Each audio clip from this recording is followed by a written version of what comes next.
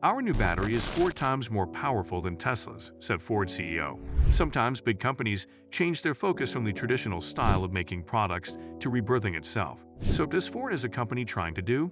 They want to introduce something extraordinarily innovative and incredibly worth its valuation. However, this is only partially the goal of Ford.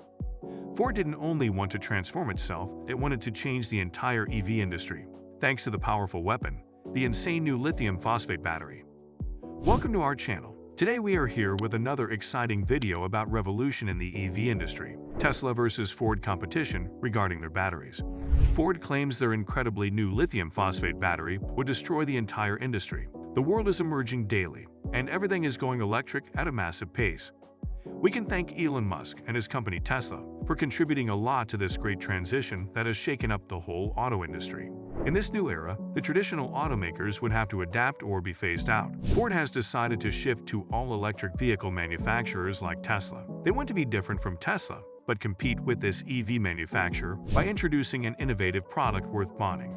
Ford has increased its spending on electric vehicles by $50 billion from the previous $30 billion through 2026 and will run its EV units separately from its legacy combustion engine business to catch industry leader Tesla Incorporated. The reorganization and additional investment come as CEO Jim Farley bets heavily on the company's electrification strategy, taking Ford's electrification plan for Europe. For example, what the new or electric Ford European buyers can expect to see shortly is the Puma and, of course, the uber-successful Mustang Mach-E. While the latter is available now, the former will be available in 2024. While production, the company's main concern would be electric batteries, which is where the battle for supremacy would start. They're introducing incredible lithium phosphate batteries, which would be on another level entirely with twice the energy density as compared to the standard lithium-ion battery. It has the potential to revolutionize the electric car industry entirely, and this significant advancement has attracted Elon Musk. Ford CEO Jim Farley has recently praised Tesla in one of the internet meetings and didn't mince his words about the EV space. He clarified that Tesla does electric vehicles best globally, and that Ford needs to show respect for that. Later on, Tesla's rise in prices and valuation made it hard to believe that the market values its leadership in the EV sector so much that even competing automakers are starting to be more vocal about taking Tesla seriously. Recently, we can see Volkswagen CEO Herbert Diess exemplifying Tesla in his speech to his employees that how Tesla has attained such a substantial lead in electrification. Now, Farley did the same in a speech during a meeting with an employee that has been publicly released. If Ford were a trillion-dollar company, our stock would be worth about $250. Think about the value creation of Tesla right now, and they have resources and smart people. The Model 3 is now the best-selling vehicle in Europe, not electric, flat out. It was the best-selling vehicle in the UK. Most months, it's the best-selling vehicle in California. Not just electric, but overall. If we're going to succeed, we can't ignore this competition anymore. Farley then put forward 3 specific points that help Tesla significantly accelerate EV adoption. Firstly, and maybe the most surprising for a legacy automaker, Farley acknowledged Tesla's direct sale model as an advantage. Look at Tesla. Why are they doing what they're doing, and what can we learn from them? First, they have a direct model. There's no one in between. They make it so easy.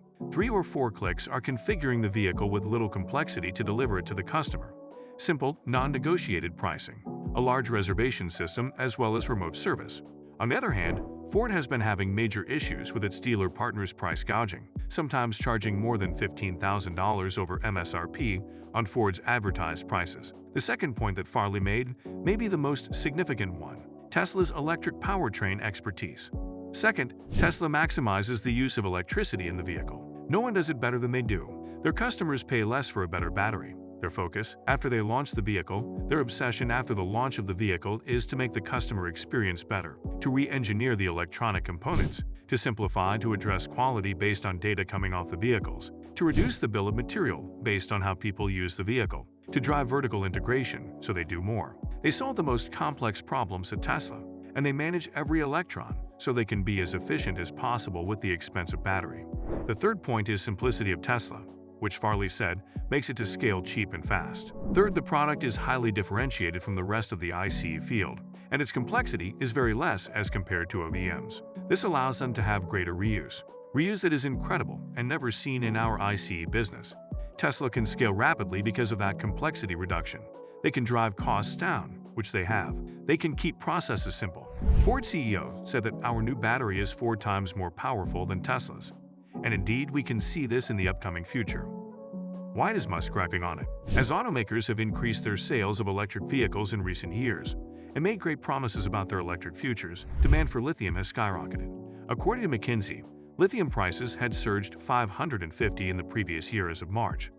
According to S&P Global Commodity Insights, demand for the metal will surpass supply for at least the next 5 years, and the deficit might extend until 2030. According to this, it's easier to see why Musk is getting pressured to process more lithium. It must be refined before it can be used in battery cells. Getting battery-grade lithium is one of the most challenging difficulties automobile manufacturers will go through shortly. According to Sam Abdul-Ahmed, a chief e-mobility analyst at Guidehouse, sources of the metal still need to be improved. According to him, there wasn't much need for it before EVs took off. However, the sector is seeking to increase supply. We'll be fine in the next 3 to 5 years. Abdul-Samad said if those alternative lithium sources aren't found reasonably fast, we face a significant danger of needing more lithium in the latter part of the decade. What are automakers doing about it? Because of the uncertainty surrounding the availability of lithium, manufacturers have gone right to the source to secure their supplies.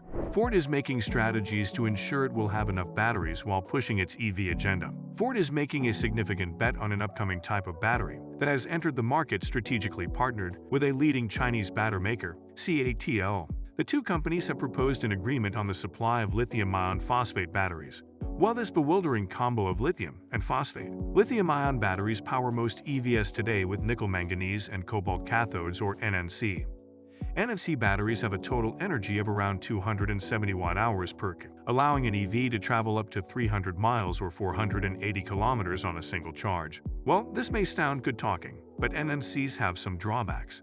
Russia usually produces nickel and cobalt, because sanctions against Russia drive the industry to look for alternatives. Secondly, NMC batteries are prone to thermal runaway, which may result in catastrophic fires, and eventually these batteries have a lifespan of around 1,000 cycles.